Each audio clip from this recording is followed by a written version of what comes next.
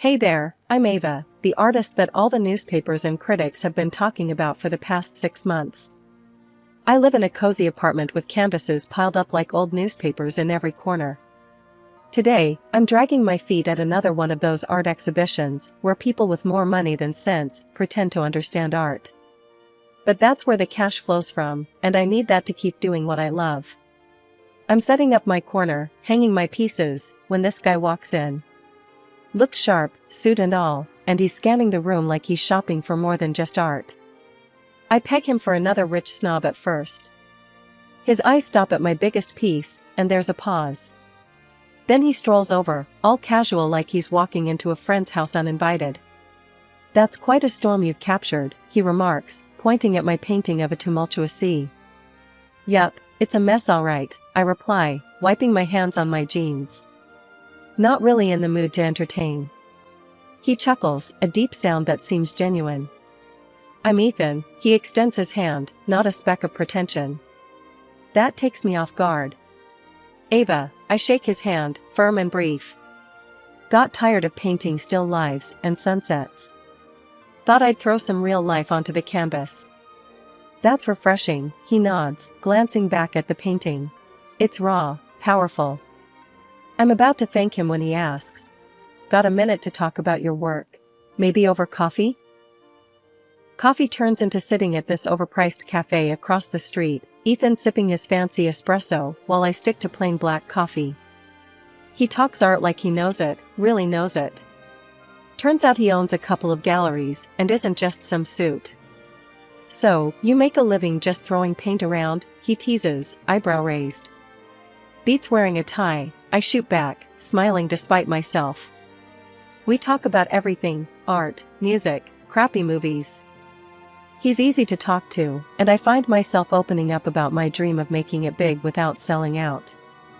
He listens, really listens. "You're not like the usual artists I meet," he admits.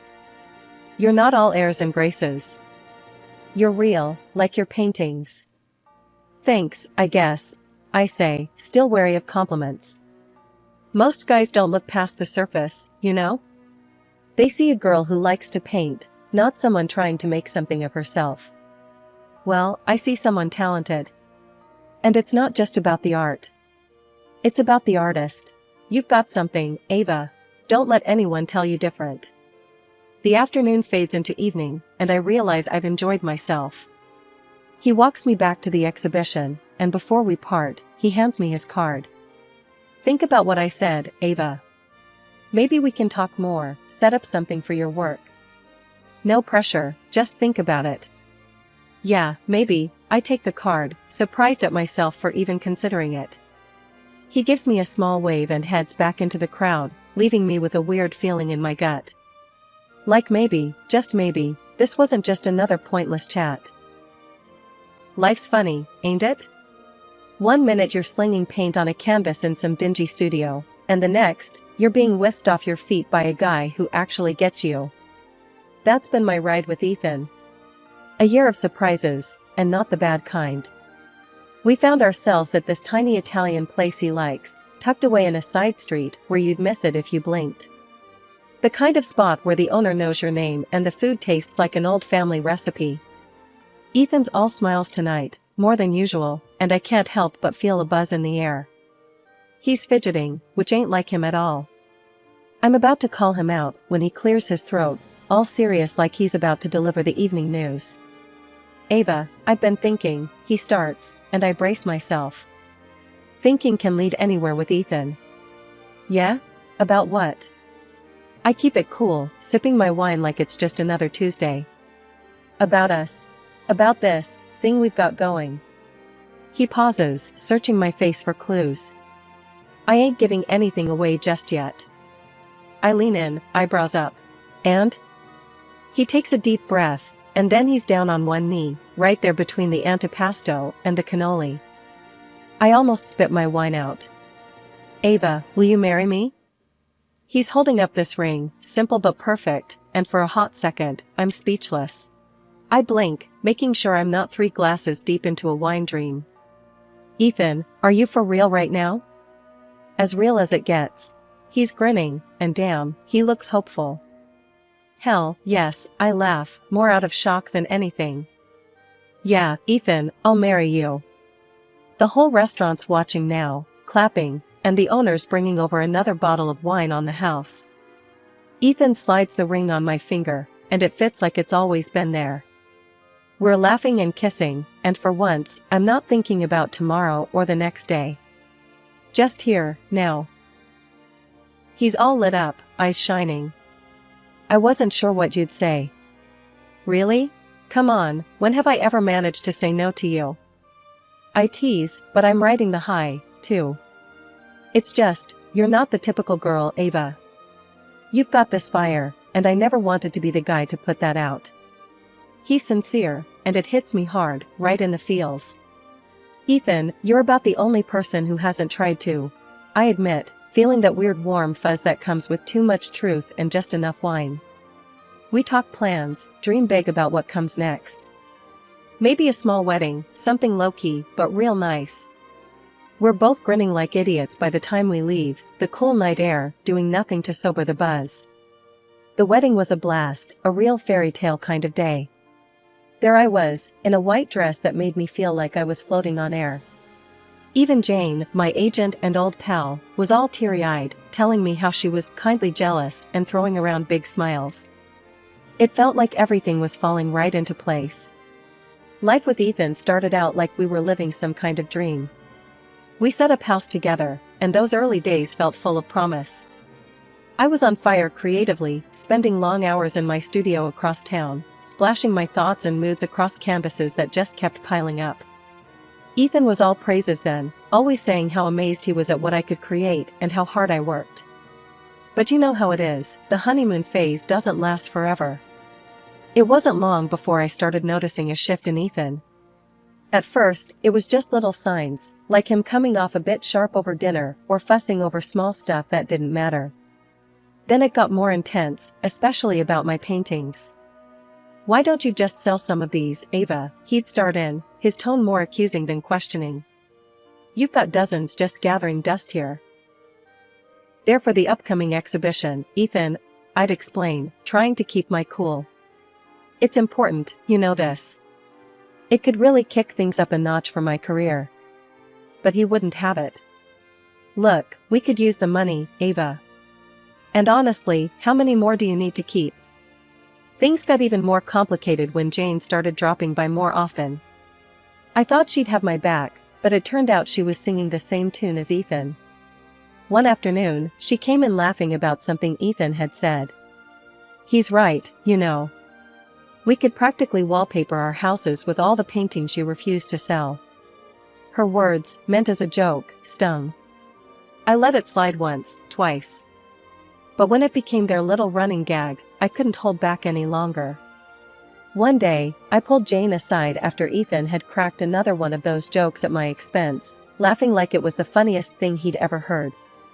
Jane, we need to talk, I said, my voice low but firm. I'm not okay with the jokes. And I'm not okay with you teaming up against me about my work. She looked taken aback, her face flushing with embarrassment or maybe guilt. Ava, I didn't realize it was bothering you that much. It is. And it stops now, or I'm finding a new agent, I said, not wanting to mince words. Ava, come on, you know I was just messing around. Jane tried to smooth things over, her usual confidence slipping. I'm sorry, really. It won't happen again. From then on, things were a bit tense. Ethan kept pushing, and Jane kept her distance, maybe out of guilt, maybe just laying low. I threw myself into my work even harder, partly because it was all I had left that felt right. I wasn't just creating art anymore, I was holding on to the only part of my life that still made sense.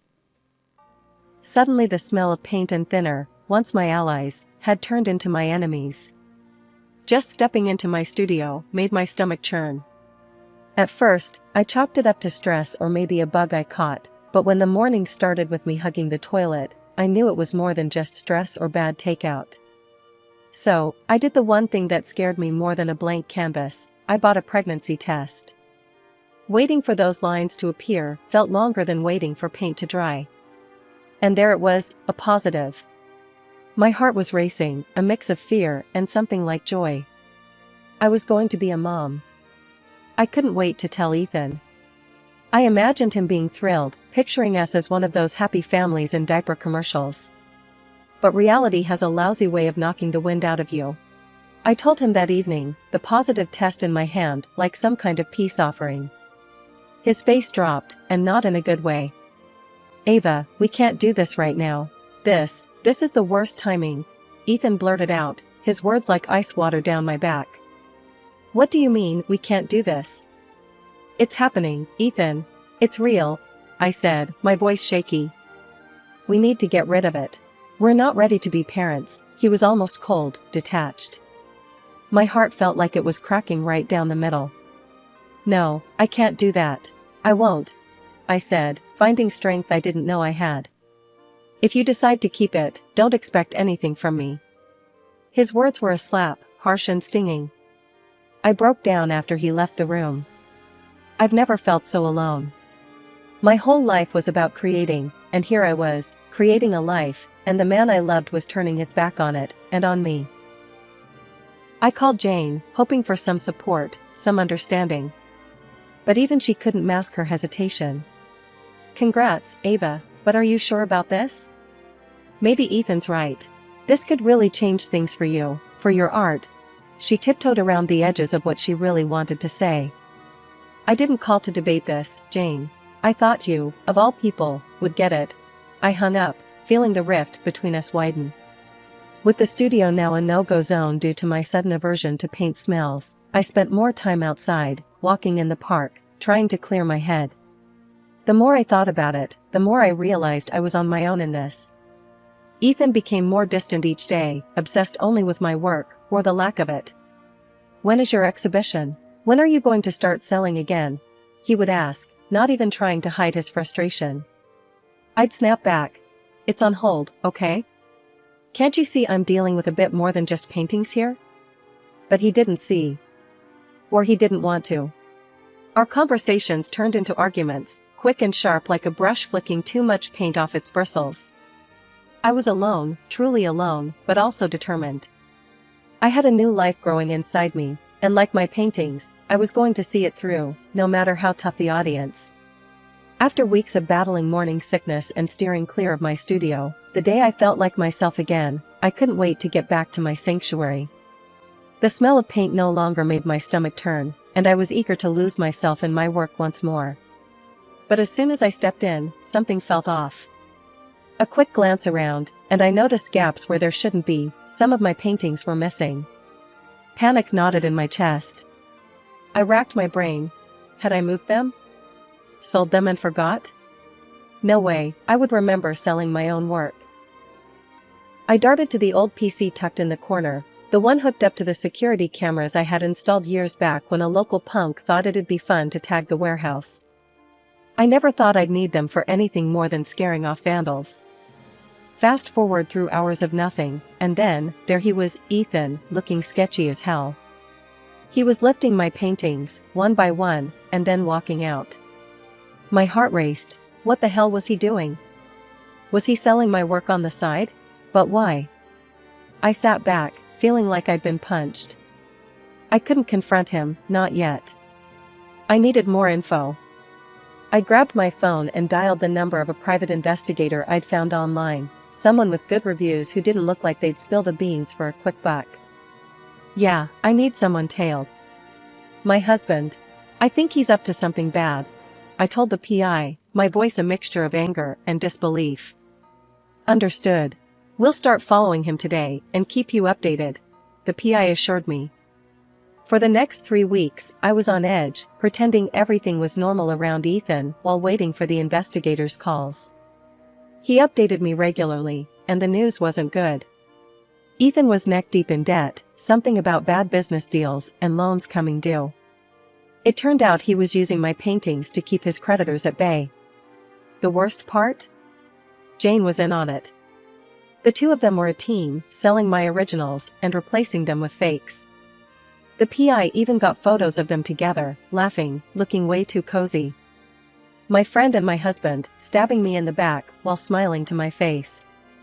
When I was alone, I'd replay their conversations in my mind. I told you, Ava will never notice. She trusts us completely.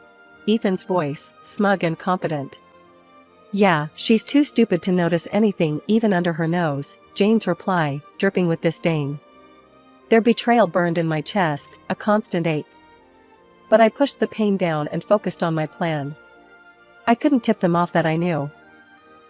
I started checking each of my paintings, comparing them to the photos I had on my computer. One by one, I identified the fakes. They were good, but not good enough to fool the artist's eye. I marked each replaced painting discreetly, deciding to keep this to myself until the exhibition. I wanted to expose them publicly, to show everyone their true faces. The day of the exhibition finally arrived. I was a bundle of nerves and anticipation. Everything had to be perfect, not just the art on the walls, but the performance I was about to put on. Dressed elegantly, accentuating my now noticeable pregnancy, I felt powerful, like a storm ready to break. The gallery was buzzing with guests when I arrived. Reporters, art critics, potential buyers, and everyday art lovers filled the space. Ethan and Jane were there too, mingling, laughing, looking like the picture of innocence. They had no idea what was coming. I took the podium, my hands steady, despite the turmoil inside.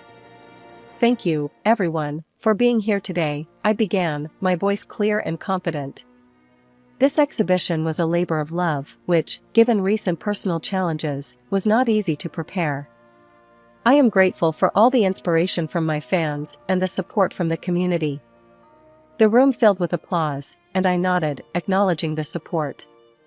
But as the clapping died down, I continued. However, I must disclose something important before we proceed. A hush fell over the room. Cameras raised in anticipation, recording every second. I apologize, but many of my paintings here are fakes. Gasps echoed through the hall, and murmurs swirled like a gust of wind picking up leaves. The person responsible for this betrayal is someone I trusted deeply, my husband, Ethan, and his accomplice, my agent and supposed friend, Jane. The shock was palpable. Ethan's face drained of color, and Jane's eyes widened in panic. I have proof of their deceit. I signaled to the tech guy, and the screen behind me lit up, showing video footage from the workshop. There was Ethan, sneaking out with my original paintings, and then replacing them with fakes. The crowd erupted in whispers. I let them soak it in before I played the audio recordings, the nail in the coffin. Ethan's voice filled the room, mocking my ignorance and detailing their scheme to use my art to settle his debts. Jane's laughter, cruel and dismissive, followed. I was a fool, but not because I didn't know, I said into the mic, my voice firm. But because I trusted without question. That ends today. Reporters swarmed around Ethan and Jane, firing questions faster than bullets. They stumbled over their words, their excuses feeble and unsatisfying. As they tried to leave, the police entered, moving through the crowd and straight to them. They read their rights and cuffed them, all while cameras flashed and recorded every moment. The room erupted into applause, not just for the drama, but for the resilience I'd shown. I stood there, hand on my belly, feeling my daughter kick as if in approval. The fallout from the exhibition scandal turned my life upside down, but this time in a good way. My paintings, once confined to my studio and the occasional gallery wall, were now in high demand. Prices for my work skyrocketed as art lovers clamored to own a piece of the story. With the rush of new attention, my phone was buzzing nonstop. Interviews, talk show invites, and gallery offers flooded in. It was overwhelming but exhilarating. "You're a hot commodity, Ava." My new agent, Mike, chuckled over the phone. He was a straight shooter, recommended by a fellow artist who swore by his honesty. "We've got to strike while the iron's hot." Amidst the chaos, the most profound change came quietly, a baby girl with her mother's stubborn streak and her father's deep blue eyes. Holding her for the first time, I felt a surge of protectiveness. "I'll call you Mia," I whispered. She was my new beginning. The divorce from Ethan was messy, but swift. My lawyer was a bulldog, fighting tooth and nail for every penny of compensation and child support.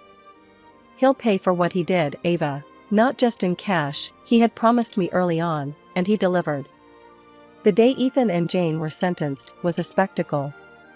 The courtroom was packed, the air thick with anticipation. I sat in the front row, Mia cradled against my chest, a silent observer to her parents' past unfolding. Ethan couldn't meet my gaze. He and Jane looked small, deflated, gone was the arrogance and the smug smiles. When the judge handed down the sentence, short prison terms but long-lasting public disgrace, they merely nodded, accepting their fate without a word. Life settled into a new rhythm after that. Mia grew quick as a flash, giggling and babbling her way into everyone's hearts. My studio became my sanctuary once again, only this time with a crib in the corner and baby toys scattered among paint tubes. Mike was a godsend, handling the business side with a deft touch that left me free to create. "You've got a gallery opening in New York next month," he informed me one afternoon as I dabbed at a canvas, Mia playing at my feet. "New York, huh? Sounds like a big deal," I mused, not pausing my brushstrokes. And so, with my past tucked away like the darker colors on my palette, I painted my future in bright, bold strokes. Mia's laughter filled the air, a sweeter melody than any acclaim or applause. It's been 3 years since the dust settled on the chaos that was my old life. 3 years, and I've carved out a space for myself and Mia that's about as peaceful as it gets. We're living in a cozy house with a sprawling backyard where Mia can run around and I can breathe easy. My art? It's taken off in ways I only dreamed of. Collaborating with galleries, my paintings fetching prices that make me do a double take, it's all still a bit surreal. I was in the middle of setting up a new canvas in the makeshift studio I rigged up in the garage when my phone buzzed. The screen flashed Ethan's name. Hesitating just a second, I answered, bracing myself. "Ava, it's Ethan. I've been thinking a lot since everything. I'm out now, and I want to apologize, Ava. Truly. And I was hoping." "You're hoping what, Ethan? Hoping I've forgotten everything? Hoping I'd just let you waltz back into our lives?" I cut him off, not needing to hear the rest. No, it's not like that. I don't expect anything, Ava. I want to see Mia. I want to be a part of her life. I'm her father. I sighed, a heavy, tired sound. "You lost the right to call yourself that when you decided your debts were more important than your family. I know I messed up, I do. I've changed, Ava. I have," he pleaded, his voice cracking a bit. "Good for you, Ethan. Really. But Mia's doing just fine without you. We both are. You're not part of this life anymore." I wasn't just throwing words, I meant every one of them. Can I at least send her something? For her birthday or Christmas? His voice was smaller now, almost lost. "You can send it to Mike, my agent. He'll make sure it's appropriate before it gets to her. That's the best I can offer you." Another pause, then a quiet, "Okay. Thank you, Ava. Goodbye, Ethan." I hung up before he could say anything else, my hand shaking just a bit as I put the phone down. Mia came barreling into the studio then, all giggles and energy, her hair a mess from playing outside. "Mommy, look what I made." She held up a drawing, a swirl of colors that only a child's mind could dream up. "It's beautiful, sweetheart," I said, pulling her into a hug, the earlier phone call already fading from my mind. "Absolutely beautiful." Life had a funny way of balancing out. For every bad memory, there was a moment like this, so full of joy and innocence it made everything else seem small. I was making art, raising my daughter, and living a life I had fought hard to reclaim. No, it wasn't always easy, but it was ours, and it was filled with more love and laughter than I ever thought possible. The galleries kept calling, Mia kept growing, and I kept painting, our days a canvas that we filled together, bold and bright. Ethan was just a shadow, a part of a past chapter that was closed and done. As Mia tugged on my hand, pulling me back to her world of make-believe and masterpieces, I knew we were exactly where we needed to be. In a home filled with love, light, and the laughter of a little girl who knew she was the heart of her mother's universe.